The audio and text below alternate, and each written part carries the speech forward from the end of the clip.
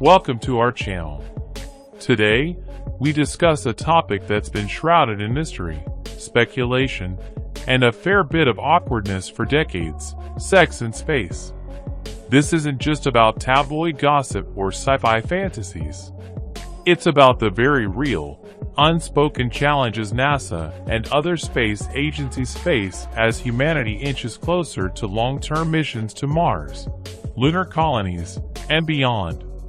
The question isn't whether intimacy will happen in space. It's how we'll handle it when it does.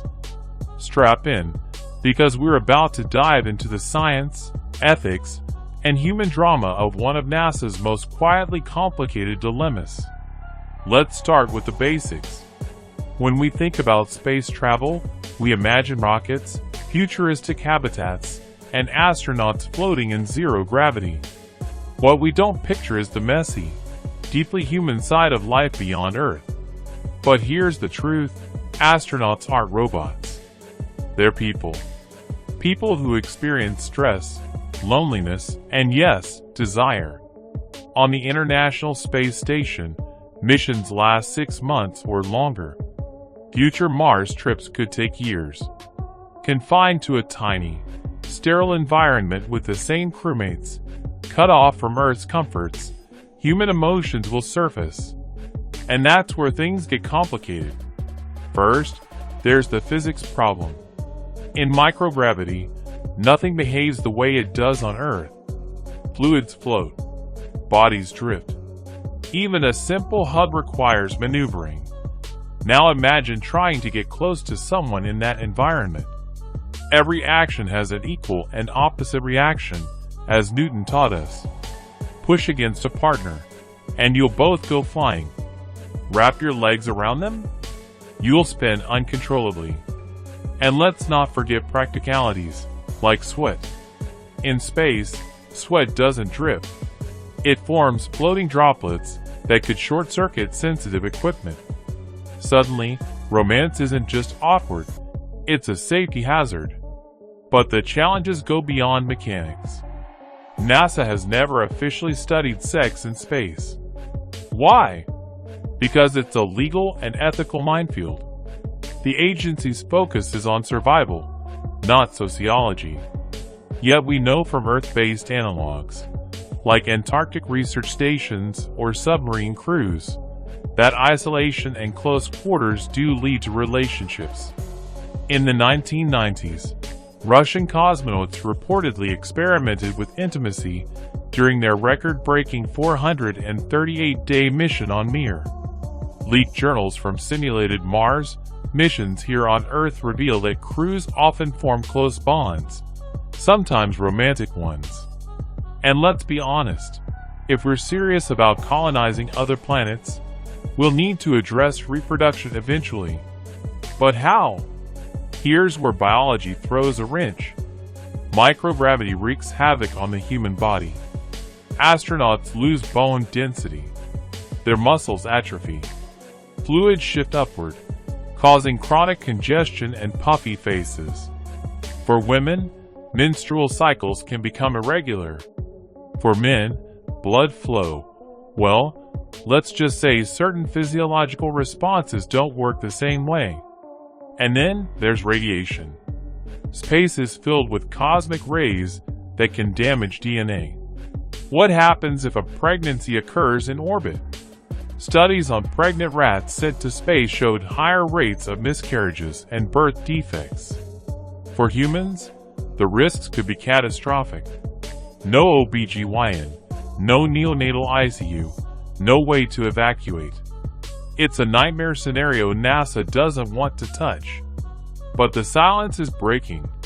Private companies, like SpaceX and Blue Heron, are planning tourist trips and Martian colonies. These ventures aren't bound by NASA's conservative protocols.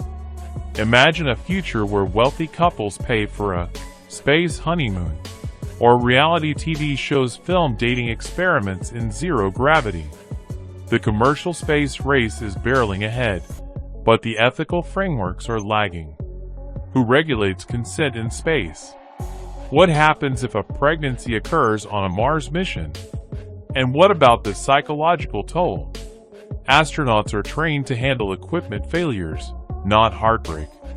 Let's talk about the elephant in the room: morality clauses. NASA astronauts sign strict codes of conduct. Relationships between crew members are discouraged, and violations could end careers. But on a 3-year mission to Mars, rules like these might be impossible to enforce. Imagine sharing a bathroom the size of a broom closet with someone you've fallen out with, or fallen for. Privacy doesn't exist on the ISS. Every inch is monitored by cameras. Future missions might include private pods, but for now, intimacy would require creativity and a lot of Velcro. Then, there's the bigger picture: reproduction. If we're going to live on other planets, we'll need to have children there. But how? Pregnancy and microgravity could lead to developmental abnormalities. Radiation might mutate sperm and eggs. Some scientists suggest artificial gravity habitats or CRISPR-edited embryos to resist cosmic radiation. Others propose freezing embryos on Earth and shipping them to colonies. But these ideas veer into dystopian territory. Editing genes for spaceworthiness? That's eugenics in a spacesuit. And what about cultural norms? Space colonies might develop their own social rules, far from Earth's laws and taboos. Polyamory? Arranged marriages? Strict reproduction quotas? It's not just science fiction. It's a sociological experiment on a cosmic scale. NASA's unofficial stance has always been to ignore the issue. But leaked documents reveal internal debates dating back to the Apollo era. In 1989, a proposal to study human factors on long missions was quietly shelved. Former astronauts hint at off-the-record briefings about stress relief. One anonymous NASA psychologist admitted, "We train them to fix a spacesuit, not a broken heart." So where do we go from here? The first step is acknowledging that space exploration isn't just about engineering, it's about humanity. We need open dialogue, ethical guidelines, and rigorous science. Experiments on animals in space are a start, but they can't replace human studies. Universities are already researching artificial gravity and radiation shielding for embryos. Startups are designing space-safe contraceptives. But without funding and public support, progress will stall. The bottom line? Sex in space isn't a joke. It's a critical challenge that could determine whether humanity thrives among the stars or fails spectacularly. Ignoring it won't make it go away. As we stand on the brink of interplanetary colonization, we have to ask ourselves, are we ready to take all of humanity's baggage into the cosmos? If you found this deep dive as fascinating as we did, hit that like button and subscribe for more untold stories of science and space. Drop a comment below. Do you think NASA should address this topic head-on? What's your take on love and reproduction in zero gravity?